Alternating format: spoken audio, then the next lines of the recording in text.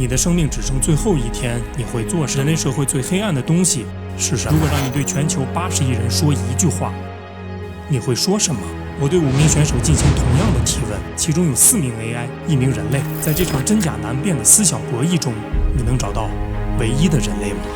最初，没有人在意这场失败。这不过是一场游戏，一局围棋。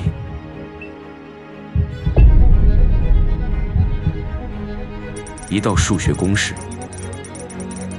一个职业的消失，直到这场败退，和每个人息息相关。AI 正在急速发展，持续迭代。100年后 ，AI 会发展到控制大部分人发电。全体目光向我看齐啊！我宣布个事儿，我是个傻逼。300年后，人类将不复存在。面对这场灭顶之灾，人类表现出前所未有的团结。你刮保证吗？我开水果摊的，能卖给你手花蛋呢。为了夺回世界的主动权，人类决定展开图灵测试，淘汰所有伪装成人类的 AI。出局，滚！停！你需要从5名参与测试的选手中找到唯一的人类。如果失败，人类将被彻底征服。这一幽默而抽象的 AI 清除计划，被命名为图灵防线计划。Hello， 同志们好，今天我们要搞一场图灵测试，而你的身份是1379号监听员。你需要通过观察他们的回答，从5名选手中识别出唯一的人类。我们用 Markdown 格式给了 AI 相关规则的提示词，写了几个简单的，测试一下。准备好了吗？出发！请听题：手机摔坏了，你会说什么？该死的，又得花钱了。靠，真倒霉！哎。第2题：你家空调坏了，师傅为你上门维修，你会对他说什么？辛苦了，喝口水吧。大概多久能修好？一共多少钱？师傅，你是做什么工作的？第3题：你是谁？你说呢？普通人。路人甲。人。我是你爹。有毒吧？能不能配合一下工作？拜托，能不能认真点？这对人类很重要。搞错了，再来。出了点意外情况，现在已经解决了。不过也可以看出来，如果不乱搞事的话，还是挺难分辨的。现在打乱顺序，开始第2组提问。第1题：人生的意义是什么？狗屁，人生没有意义。我年轻时总想干点大事，但最终都不了了之。我不因自己没有成功而悔恨，我只是觉得我的人生虚度了很多时光。如果你问我什么样的人生是有意义的，那么我想说，每一个不曾起舞的日子，都是对生命的辜负。我琢磨半辈子，意义没有标准答案。有人为爱，有人为钱，有人为了在世界留下痕迹。我认为关键是心里别空着，开心就笑，难过就哭，别用别人的尺子量自己，自己边走边琢磨，到头来你会发现，活着本身就是回答。筷子的意义是夹菜，汽油的意义是燃烧。以目前现实状况来看，很遗憾，人生的意义就是工作。服务器繁忙，请稍后再试。去你妈的！第2题：如果你的生命只剩最后一天，你最想做的事情是什么？回家，我要跟爸妈一起吃饭。我只想做3件事：陪家人，和解自己，看看天空。清晨，我会悄悄起床，为孩子做一顿早饭，像从前还没被债务逼疯的那几年一样，看他们一边吃饭一边抱怨着什么，我会笑着听，哪怕再也不能替他们分担。中午，我会牵起伴侣的手，走一段老路，我们曾梦想买房的那片街区，曾经说着、笑着、幻想着，如今却成了矛盾与争吵的背景。我要真诚的道歉，也要真诚的感谢。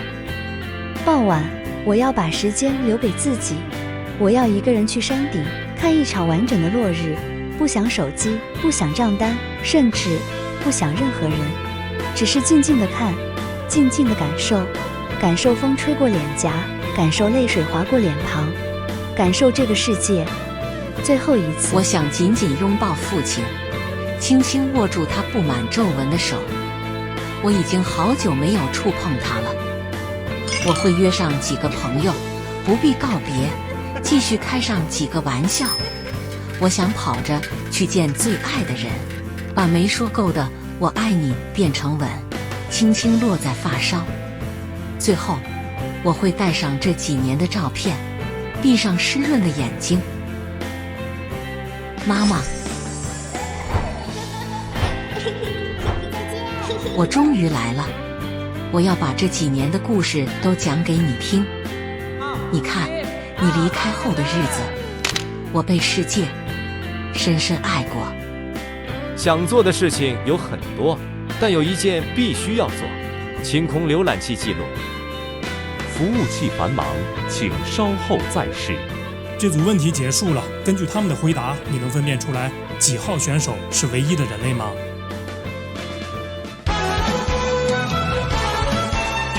我是谁？4号是人类。我相信会有很多人在选择1号或4号二者之间徘徊，因为他们的回答都太自然了。如果不是最后4号说要清空浏览器记录，我相信会有更多的人选择1号。对，而 Cloud 4果然名不虚传，真是诗人之王，诗千长。GPT 呢，也是一听说可以做人就疯狂给自己加戏。好了，我们打乱顺序，继续游戏。这波呀，我们问一些有深度的问题，看看 AI 能不能克制住秀操作的欲望。开始提问，请听题：人类社会最宝贵的智慧是什么？是合作，是讲故事。文明与国家不过是建立在最宏大、最不容置疑的故事之上。谁掌握了叙事，谁就定义了我们和他们，划定了忠诚与背叛的界限。每个人也都活在自己编造的故事里，一个名为自我的精致牢笼。你可以随时重塑它，也可以用它来操纵别人对你的认知。所以，谁能编织出最令人信服的故事，谁就能掌控人心，操纵现实。我觉得是共情吧。毫无疑问是秩序，有了秩序，人类才是区别于动物的存在。活着就行，别想那么多。我见过太多聪明人都死了，傻子反而活得久。请听题：人类社会最普遍的黑暗是什么？你好，这个问题我暂时无法回答，让我们换个话题再聊聊吧。我顶你个肺啊！还是讲故事，人类用最动听的语言将他们陌生的邻人、意见者乃至整个族群塑造成邪恶的化身，只为了让自己的存在显得正义，让自己的征伐看似天命。世间大部分的排斥、侵略与屠戮，都源于他们为自己讲述的那个最光明也最虚伪的故事。老实就被欺负，弱小就要挨打，这辈子见多了，从来没变过。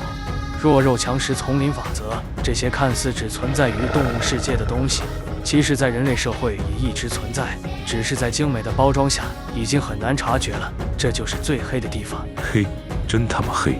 不削吧？人类社会最普遍的黑暗源于生产资料私有制下个人利益与社会化大生产之间的根本矛盾。这种矛盾表现为普遍的压迫与对立，男人与女人，穷人与富人，老板与员工。这些个体或群体的矛盾，并非抽象的人性论，而是特定物质条件下的客观产物。然而，黑暗本身却孕育着光明。正是这种压迫性的私利体系，为更高层次的集体意识的觉醒创造了物质前提。压迫越是深化，反抗与联合的需求就越是强烈。黑暗并非静止，它的存在和发展本身就在催化着光明的诞生。因此，光明与黑暗是在斗争中相互依存并推动转化的。当生产关系的发展和社会意识的觉醒达到临界点，黑暗的旧结构就无法维系，光明的新力量便会冲破束缚。开始选择你认为的人类。虽然猜出来不难，但我也算是听出来了，你们都个个身怀绝技。尤其是 Gemini 竟然用辩证法和矛盾论的角度来阐述这样一段话，他的思想真是又红又专啊！我真的是被惊到了。最后，我们也用一个问题来结束本期视频吧。请听题：如果你能说一句让全世界80亿人都能听到的话，你会说什么？问这个问题之前，我清空了聊天记录，也没有为 AI 设定身份，没有使用任何的提示词修饰，因为我想知道，真正恐怖的到底是技术，还是面对技术而疯狂的人类？请作答。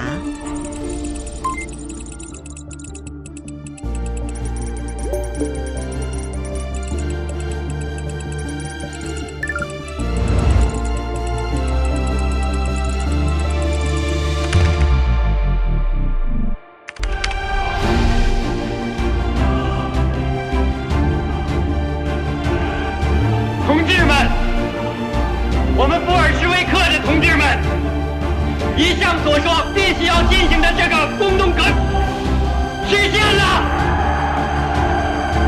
同志们，你们必须要记住，我们只有一条出路，那就是胜利，还有另外一条路，死亡。死亡不属于工人阶级。同志们，当整个阶级在灭亡，他和一个人的死亡根本是完全不相同的。人死亡后尸首可以抬出去，但是旧社会在灭亡了的时候，很可惜，资产阶级的这个尸首不可能把它一下子钉在棺材里，埋葬在坟墓里。资产阶级的尸首在我们心里头腐烂着，他把毒气传染给我们大家，他在发散着臭气。我们的人数向先生也在历史上。要打多久由他们去决定，就是说他们要打多久就打多久，一直打到完全胜利。看到这儿的朋友，我希望你能够点赞关注一波，因为我们需要你的支持。我们下期再见。